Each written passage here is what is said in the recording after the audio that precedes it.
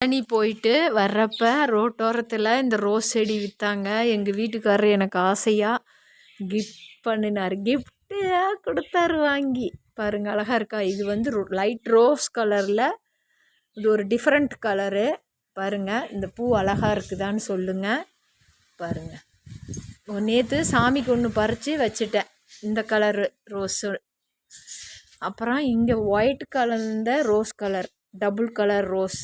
இங்கே ஒரு ரோஸ் செடி வாங்கினேன். இந்த ரோஸ் ஒன்று, இந்த ரோஸ் ஒன்று, அப்புறம் ஒயிட்டு. இது வந்து ஒயிட் கலர், வெள்ளை கலர் செண்பக செடி.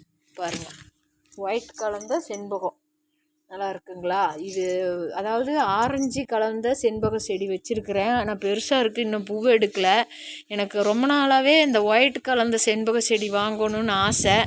நேற்று இது கேட்டு தான் வாங்கினேன். இது வந்து ஒரு 4-5 மாதத்தில் பூ எடுத்துரும். ஜாடியிலே வைக்கலாம், பெரிய ஜாடியாக வாங்கி ஜாடியில் வளர்த்துங்க நாங்கள்.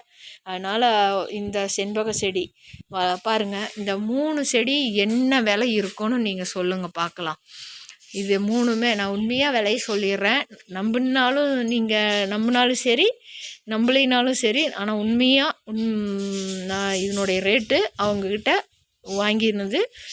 இந்த ரோஸு, இந்த செண்பகம் மொத்தம் 400 தான் கொடுத்தேங்க. அவர் 450, 500 சொன்னார். என்னங்கண்ணா இவ்வளோ சொல்கிறீங்க அப்படின்னு சொல்லி ஒரு ரவுண்ட் பண்ணி சொல்லுங்கள் அப்படின்னு சொன்னேன். ரவுண்டாக 400. உங்களுக்கு வேண்டாம் எனக்கு வேண்டான்னு 3 செடி 400 ரூபா. இதே பார்மசியில் இந்த ஒரு செடி 250 ரூபா. இந்த ஒரு செடி 250, இந்த ஒரு செடி 250ங்க. அப்புறம் அது 250 ரூபா சொல்லுவாங்க. ஆனால் நான் 3 சேர்த்தி 400 ரூபாய்க்கு வாங்கியிருக்கிறேன்.